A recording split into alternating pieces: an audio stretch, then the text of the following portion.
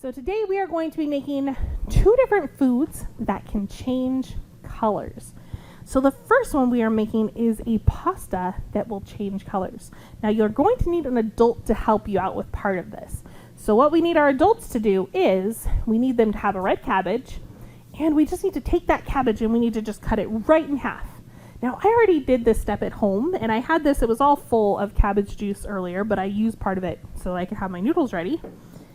And what's going to happen is they put that cabbage into boiling water for about 10 minutes or so, and that water should turn this dark, rich purple color because it's coming off of that red cabbage, which is purple. Now, the little tip to parents out there, when I did this at home, it actually turned blue because our tap water in town is apparently on the basic side, and it will still work if it is blue. It won't be a problem. It's just going to change from blue to the color it's going to change to instead of from purple to the color it's going to change to. So it works. You could try some kind of bottled water that might help it be that true rich purple color it is supposed to be, but the blue still works if you notice, like mine, that it came out blue. So we have this cabbage juice that we make, and it's going to be either purple or blue depending on how it ends up coming out for you. And then we took some noodles. Now I happen to have rice noodles, and you want to use either rice noodles or glass noodles because they're going to actually be able to soak up some of this color. So some of our pasta wouldn't really absorb the water and it wouldn't change their color at all. But with rice noodles and glass noodles, it can kind of get that water inside of it, and it will actually change the color of the noodles. Instead of from being white, you can see it kind of changed them to a purple-ish color. And again, if you have better luck with the purple, you might get an even richer color than I did. So we get our cabbage juice, we soak our noodles for 5 to 10 minutes just so that they get that and they all absorb it. And then the way an indicator works, and that's a big fancy word for today, indicator. An indicator is just something that shows how something is. So in this case, our cabbage juice indicator will show whether what we're adding is what we call an acid or a base. Pretty much it will turn blue if it's something like a base. And this is, if you have leftovers like I do, it's kind of a fun experiment. You can play with things like baking soda and vinegar and all sorts of other things to see what changes its color. But for our food today, we are going to be using a lemon. I'm just going to take this seed out here because we don't want seed in our pasta. So we have our pasta, and it's a little bit purple. Now this doesn't happen instantly, at least it didn't for me. It might for you when you do it when it's a little bit more right away.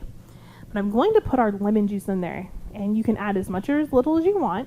But you'll notice if you watch it that it will slowly change color from being that darker purple color until you notice, especially, you can notice it especially well in the juice I had left over in the bottom of my bowl, that it turns this bright pink color.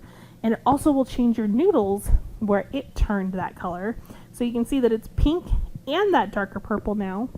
And if you add more lemon juice, it'll keep changing to the rest of it. So you can add as much or as little as you want. And then just because I thought it was kind of fun and it's kind of this pink and blue and it's all over the place color-wise, I also just thought it'd be kind of fun to decorate. So I made just some really, really simple cucumber stars. We're just going to put those in there because they look fun and it kind of looks like a galaxy. So we'll add some cucumber stars to it to make it look really cool. And that is just a slice of cucumber. I took a cookie cutter. I simply cut out the shape I wanted and added it into my pasta to make some galaxy pasta. And again, if you have leftovers, I highly recommend taking this and finding out what other things are in your house. Are they an acid? Are they a base? Will they change it to be purple? Will they change it to be blue or pink like the pasta turns with the lemon juice? And you'll have to see what else you can find around your house that might change its color. The second thing we're making is a drink to go along with our color changing pasta. We are going to make a drink, and this is also really, really easy to make.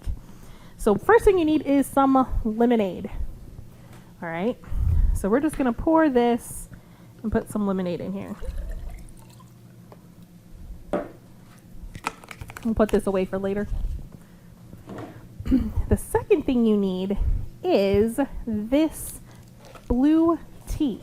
Now, it's what butterfly pea flower tea. That's what it's called, butterfly pea flower tea. And what you just need to make it according to the instructions on the packet. And if you were able to pick one of these up from the library, that should be great. And if you can't, you can always find these online or in stores. So the butterfly pea flower tea is really unique because it is bright blue. The drink itself is bright blue. So if I pull out the tea bag and I kind of hold it here, you can see that that is blue. The tea comes out of this and it is just this really dark, rich blue color. All right. Kind of like our cabbage indicator might have been if you used our tap water. So it is blue. And I'm going to take it and add it to my lemon juice. Now, thinking about what happened when we added lemon to our pasta earlier, what do you think might happen when I add this blue liquid into our lemonade? What happened to the pasta when we added lemon to it? Oh, it did. It changed color so that it was kind of pink and purple. And so if I add this blue juice, let's see if it will also change color the same way. I'm not going to add very much, and I'm going to pour it kind of slowly. Let's see what happens here. You can see as soon as it goes in there, it goes from being blue, like it is in my cup, to being this dark, nice, rich purple. And it's also pretty cool when you pour it slowly. It doesn't really mix, so you can still see the lemonade. You can see where the tea has changed colors, and it's the same thing. It's reacting to the acid in the lemonade, which is what's making it turn this nice pinkish purple color instead of staying the blue color that it started. And that drink should be delicious. And you have now made a food, a pasta that changed color, and a lemonade that changed color. And I hope you enjoy. Hi everybody. So today we're going to be doing some holiday math games. So if you got one of our kits, you should have gotten one of the holiday ornaments. If you don't have this, that's okay. All you'll have to do is cut out your own ornament or make a circle. You should have also gotten 2 clothespins. These are really good for fine motor function skills, so I want you to work really hard on pinching because this is something really hard to do sometimes. Also, if you got our kit, you should have gotten 2 Christmas lights in different colors. Should have gotten 2 stars in different colors, 2 skinny ornaments in different colors, and 2 fat ornaments in different colors. So you should have a total of 8 things ready to go for this. What you'll need from home is a glue stick or some glue to work with, as well as some markers. Let's get started and set our game up. Okay, so we have all of our things. The first thing you're going to do is make sure you have a different color for everything. So I want to make sure I have my orange ornament, my green star, my red ornament, and my yellow one. So this way they're all different colors on here. Now we're going to take them and glue them on. So I'll put that one in that corner, that one in this corner, that one over here, and my star hanging out in this corner. So now's the fun part where if you want to, you can decorate a little bit. I'm gonna sit there and I just want to put one big leaf of holly right in the middle of mine. So I have a leaf, and now I need the holly berries. 1, 2, 3. But you can decorate yours however you want to. So now my markers can go aside once I'm done decorating.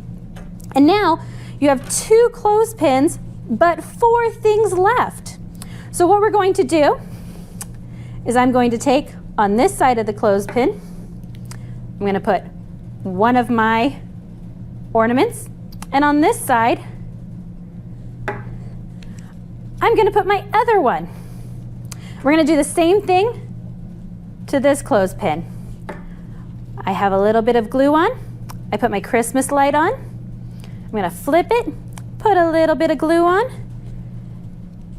and I'm gonna put my star on. Now in order to make them stick, I'm gonna hold them. You can pinch them if you want to. We're gonna count to 5. 1, 2, 3, 4, 5. All right, that should help it so they stay on the clothespins really well. So you can practice this a couple of different ways now. So we're going to be doing color matching as well as shape matching. So if you've noticed, I have an orange ornament over here. If I do shape matching, I want to match it to this ornament down here. And if I wanted to match this shape, I would be down here. But if I want to practice my colors, I would take this, and even though the shapes match, the colors don't, I want to put this with the orange one. So we're going to pinch it, put it here, and the same thing with this one. I'm going to get my yellow onto my yellow. So you can practice sorting by either colors or shapes. And if you wanted to make it a game, you're going to take it, shake it up in your hand, see which ones come out. Parents, you can shout out color or shape. For this one, I'm going to do colors. I have to match orange with orange and green with green. And you can keep doing that and practice and see how good you can become. Hi everyone, my name is Nicole, and today we're going to be doing paper snow globes. Okay everyone, so to begin our paper snowflakes, here's what should come in our kits. There should be one of the blue snow globe templates, a snowman stickers, a tree, some snowflakes, and a cotton ball. And then to assemble it all, we're going to use a glue stick. I'm using this very big glue stick because I wanted to. Okay, so there's a couple different ways we can start with this. I think where I'm gonna start is I'm gonna do everything I want in the background first. So I think I'm gonna do my snowflakes. So for these, we can either take our glue and we can either just like put glue like on each individual like leg kind of. I'm just gonna do instead like a big dollop on mine because I know this is gonna dry pretty quickly. I'm just gonna stick on my snowflakes like that. So I think I'm gonna use, let me think. You can use all of them, that's in your kit, or you can just use like one or just two. It's all up to you. I think I might just use, I don't know, should we add a third one? I think I might just use 2 of mine. Okay, then I'm gonna do my tree next. So I think I'm gonna have my tree be right in the center. I am gonna put the glue just right on the tree so it's easier to put on there. Okay. And then I'm gonna even it up so it looks like that. And I'm gonna overlap my snowflake so it's like the background.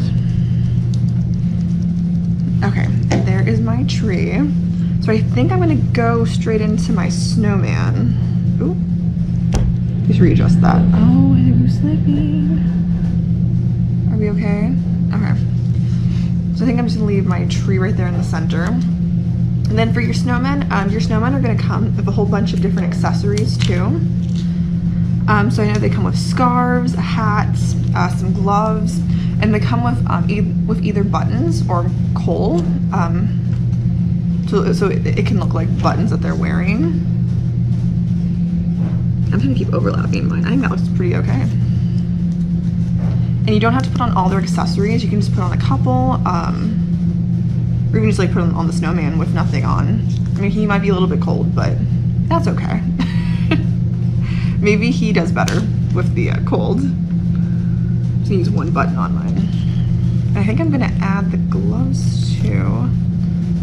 I'm gonna have it so it looks like he's holding his belly. Cause maybe he's cold and he's kind of, you know, trying to like warm up and like give himself a nice hug. There you go. Okay, and then for your cotton ball, this we're gonna actually take and we're actually gonna rip it apart like that. And if you need help, it's perfectly fine to ask for help as well. And as we rip that up, we're going to glue this to the very bottom. So it looks like there's like a fresh blanket of snow. And you could put snow in your tree too, but I just don't want to on mine, so I'm not going to. You can do anything that you want with this though. It's up to you. It's your snow globe, so you can do anything. I think I'm gonna add a little bit in front of my snowman too. Let me see, does that look like enough snow? Maybe I'll add a little bit more. Right in front of the tree maybe. It's a little bit sticky. Get that off there. Okay, and I think that's all I'm going to do. Should we put on our very last snowflake? Sure, I'll put on my last snowflake too, because why not? That's the last piece I haven't used.